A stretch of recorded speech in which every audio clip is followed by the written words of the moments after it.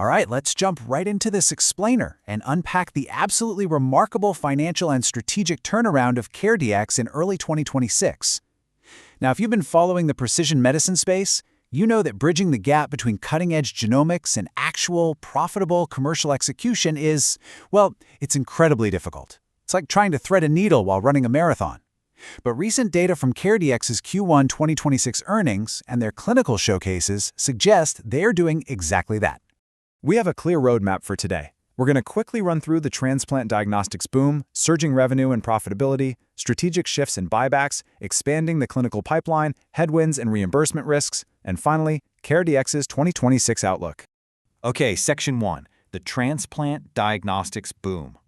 So, to really understand this, we have to ask ourselves how genomics-based information is fundamentally shifting transplant care from what used to be a guessing game into targeted, data-driven decisions. Historically, evaluating organ rejection relied on lagging indicators or really invasive biopsies. But today, non-invasive molecular testing is changing that paradigm entirely. It's providing clinicians with actionable insights much earlier and with far less friction for the patient. And that brings us right to CareDx. They are essentially a precision medicine company that is currently capturing market leadership across heart, kidney, and lung transplant diagnostics. They provide non-invasive solutions, think tests like AlloSure and AlloMap, which actually track donor-derived cell-free DNA and gene expression profiling to monitor the health of transplanted organs. It's truly fascinating stuff. Moving right along to Section 2, surging revenue and profitability. What's really interesting here is how rapidly the company's financials have shifted from a loss to a profit. This isn't just some incremental growth. We're talking about a structural transformation in their income statement. Look at this explosive growth. CareDx moved from 2024's full-year revenues of $333 million to nearly $380 million in 2025. And get this, they've posted a massive $118 million in just the first quarter of 2026 alone. That is a 39% year-over-year increase for the quarter. A huge chunk of this was driven by their high-margin testing services, which saw a 48% jump in revenue and hit nearly 55,000 tests in Q1. The stark contrast here is what really stands out. In just 1 year, they completely reversed a $10.3 million GAAP net loss into a nearly $3 million profit. Seriously, no small feat. Even more impressively, they practically quadrupled their adjusted EBITDA, taking it from $5 million in Q1 of 2025 all the way up to $19 million in Q1 2026. That reflects some massive operating leverage as their revenues scale up. So what's a major driver behind all this cash? Their average revenue per test is now hitting approximately $1,660. This was significantly boosted by some incredibly disciplined operational execution that brought in $14 million in prior period cash collections. Essentially, their revenue cycle management, automating claims and reducing those frustrating zero-pay rejections, is paying off big time. Let's move to Section 3, strategic shifts and buybacks. Because generating cash is one thing, right? But how you allocate it is another entirely. The company is actively simplifying its structure. They recently announced a definitive agreement to sell off their legacy lab products business to Biotech for $170 million in cash. Boom. On top of that, their board just authorized a $100 million stock buyback program over the next 24 months. Keep in mind, they already spent $88 million on repurchases back in 2025. And the best part? They are doing all of this while maintaining a squeaky clean balance sheet with absolutely zero debt. I think this quote from CEO John Hanna really hits the nail on the head. He explains the so what behind the numbers. It's all about a tighter focus on high-margin testing services to structurally boost profitability.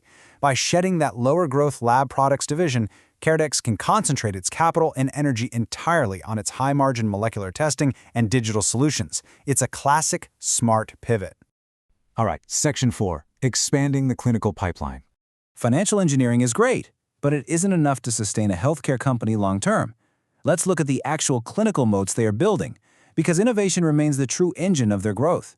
At the recent American Transplant Congress, CareDx presented data showing their core product, AlloSure, is rapidly transitioning from a simple emerging biomarker to a definitive clinical endpoint. This means doctors aren't just using it for routine check-ins anymore. They are using it to actively evaluate treatment response, stratify patient risk, and predict long-term graft health. That deepens the medical community's reliance on CareDx's tests in a major way. And a perfect example of this innovation is their expansion beyond solid organs and straight into cell therapy. Their Transplant Plus pipeline features AlloHeme. This is an AI-powered solution that actually demonstrated a massive 41-day earlier relapse detection rate compared to standard clinical practice. 41 days. In cancer care, that is a lifetime. They are targeting clear readiness this year and a full commercial launch for this revolutionary tool in early 2027. Furthermore, they are literally embedding themselves right into hospital workflows through Epic Aura software integrations. This reaches straight into the electronic medical record to eliminate interruptions for clinicians. Plus, they've partnered up with 10x Genomics to launch Immunescape.